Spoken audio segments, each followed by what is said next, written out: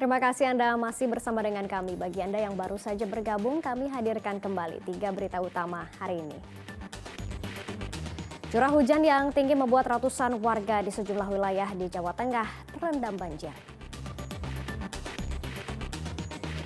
Menjelang tahun baru Imlek, warga Tionghoa di Muntilan, Magelang menggelar ritual penyucian ratusan patung dewa dan dewi. Seorang pria asal Salatiga berhasil membeli motor impian dari hasil tabungan uang recehan selama 5 tahun.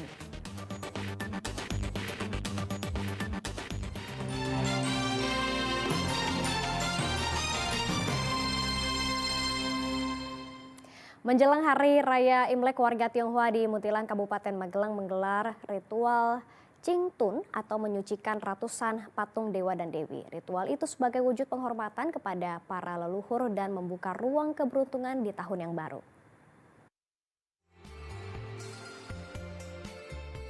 Ritual pembersihan altar dan patung dewa atau Jingdun ini menjadi bagian dari proses sebelum datangnya Tahun Baru Imlek di Kelenteng Tua Hok An Kiong, Muntilan, Kabupaten Magelang.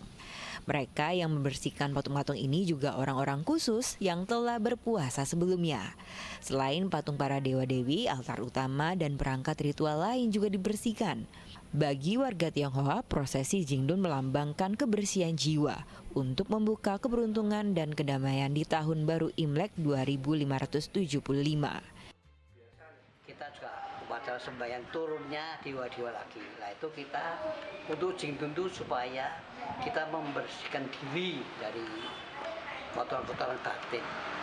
Nah kita juga memohon nanti kalau sudah turunnya dewa-dewa itu kita memohon pada sang dewa supaya nanti kebetulan ini pas mau pemilihan umum supaya aman, tentrem, tidak ada masalah.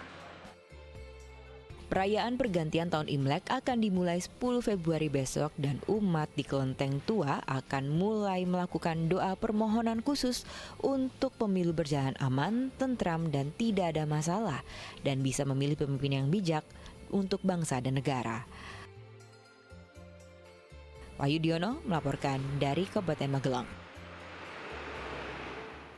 Tanaman eceng gondok alias bengok yang dianggap gulma di Rawapening ternyata bisa disulap jadi barang dengan nilai jual yang tinggi.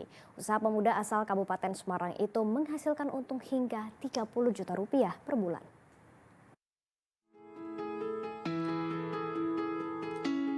Eceng gondok kerap dijumpai saat berkunjung ke Rawapening, Kabupaten Semarang. Populasinya yang melimpah ini memicu pendangkalan dan mulai menutup danau. Hal itu berdampak ke nelayan hingga sulit menangkap ikan. Melihat kondisi ini mendorong seorang Firman Setiaji menyulap eceng gondok atau bengok jadi kerajinan yang bernilai jual tinggi. Warga desa Kesongo, Kecamatan Tuntang, Kabupaten Semarang itu berhasil membuat ragam kerajinan dari bengok yang bisa dipakai sehari-hari. Mulai dari sandal, tas, gelang, karpet, hingga jaket. Dengan kenaikan nilai fungsi, Firman berhasil menaikkan nilai jual. Eceng gondok yang nilainya Rp5.000 per kilogram kini bisa dinilai ratusan ribu rupiah. Bahkan lewat Bengok Craft yang berdiri sejak 2019 ini, ia telah memasarkan produk eceng gondok ini sampai ke pasar luar negeri. Mulai dari Italia, Jepang, Singapura, Dubai, dan Spanyol. Ia pun menggandeng 15 warga sekitar untuk membuat kerajinan hingga berdampak pada perekonomian warga sekitar Rawapening. Pikiran kita pengen membuka ruang kreatif agar bisa meningkatkan value dari eceng gondok itu. Dari yang sebelumnya dijual mentah itu cuma 5.000 sampai 10.000 kisarannya, kalau kita bisa membuat ke produk-produk kreatif kita bisa jual dengan harga kisaran 100 sampai 200.000. Jadi ada peningkatan value di situ yang nantinya bisa untuk meningkatkan taraf hidup masyarakat sekitar. Peminat kerajinan bengok juga tak sedikit. Para pembeli tertarik dengan produk ini karena unik dan berbeda dari kerajinan lain. Produk pengolahan eceng gondok itu sangat-sangat bagus menurut saya. Jadi saya memutuskan untuk kesini untuk membeli salah satu dari barang-barang ini. Berarti ini salah satunya unik juga ya Mas ya? Iya, ini sangat unik karena pembuatannya dari eceng gondok dan ini benar-benar dianyam seperti layaknya kain seperti itu. Dan menurut saya ini sangat unik. Lebih dari 100 produk kerajinan yang ia produksi yang dijual secara daring maupun luring. Dengan mendorong kreativitas, Firman bisa mengantongi omset hingga 300 juta rupiah per bulan.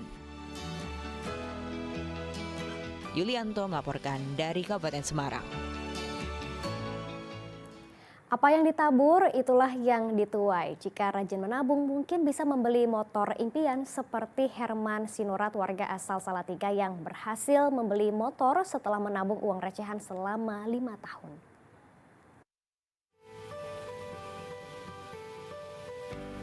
Tak ada yang mustahil jika ada kemauan. Dengan membawa 3 galon berisi uang receh, Herman Sunirat, warga Argomulyo Salatiga, mendatangi tempat penjualan motor di Ungaran, Kabupaten Semarang. Uang dalam 3 galon ini akan dipakainya sebagai uang muka membeli motor senilai puluhan juta rupiah. Selama 5 tahun terakhir, Herman mengumpulkan uang receh hasil penjualan plastik. Uang receh yang ia tabung pecahan 500 dan 1.000 rupiah. Ya buat dengan hasil keringat sendiri, ngumpulinnya sedikit-sedikit. Kadang kalau lagi di jalan ketemu uang receh 500 atau 1.000 rupiah, saya ambil. Jadi walaupun lihat orang rendah begitu, tapi ya sangat tidak meminta. Berarti itu hasil dari mengumpulkan uang receh, Mas ya? Ya, hasil dari jualan juga, hasil temu di jalan juga, ya bukan hasil mencuri. Bukan. Dari pihak dealer menerima Herman dengan tangan terbuka. Setelah menerima uang dalam 3 galon, sejumlah karyawan dealer kembali menghitung ulang uangnya. Ternyata uang yang terkumpul lebih dari 13 juta rupiah untuk dijadikan uang muka pembelian motor. Kita juga ada pembayaran untuk cash dan untuk transfer. Jadi memang sudah menjadi prosedur dan mau nggak mau kita tetap harus terima itu. Gitu. Untuk uangnya sendiri itu penghitungannya bagaimana, Bu, dari dealer sendiri, Bu? Ya kita cukup mengerahkan karyawan, Pak. Jadi kalau misalkan kita itu sendiri itu juga nggak akan selesai dengan cepat. Jadi semua karyawan kita kerahkan untuk membantu menghitung. Jadi untuk perhitungan sendiri itu sedang dilakukan perhitungan di bawah bareng-bareng semua karyawan. Setelah menyerahkan seluruh uang receh, Herman akhirnya membeli motor impiannya. Sementara sisa pembayaran akan ia lunasi dengan sistem kredit. Yulianto melaporkan dari Kabupaten Semarang. Kita beralih ke informasi lainnya. Sebuah warung sate di Boyolali memiliki menu istimewa, yakni asem-asem daging domba. Gurihnya sum-sum tulang domba menjadikan menu itu menggoyang lidah.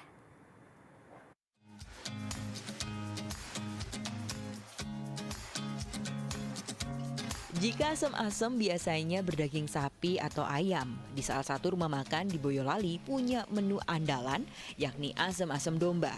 Bahkan pembeli bisa memilih isinya antara daging domba dan balingan atau bisa tulang domba. Pembeli pun bisa merasakan bumbu rempah-rempah hingga merasakan hangatnya di badan. Terutama asam-asamnya juga itu sumsumnya itu sangat legit. Jadi rasanya bumbu-bumbunya, rempah-rempahnya juga berasa, di badan juga anget. Dan pokoknya satenya juga wah dahsyat banget rasanya. Enak banget. Nah, selain asem-asem, menu sate domba juga favorit. Lihat saja, di setiap meja makan ada 2 menu andalan rumah makan yang ada di Jalan Pandang Arang, Boyolali. Dalam sehari, pemilik rumah makan harus menyediakan 40 kg daging segar atau sekitar 5 ekor domba. Nah, balik lagi ke menu asam-asam daging domba. Memiliki ciri khas karena tidak memakai santan sehingga tak perlu khawatir bagi yang takut kena kolesterol. Kambing saya angkat di menu asam-asam karena seperti daging sapi yang sudah ada. Daging kambing kan belum ada, makanya daging kambing menjadi ikon asam-asam di sate kambing Mbak Suri di Boyolali. Asam-asam itu tidak memakai santan, jadi tidak mengandung kolesterol. Sate domba dan asam-asam daging domba dijual Rp25.000 per porsinya. Tertarik untuk mencoba? Yulianto melaporkan dari Boyolali.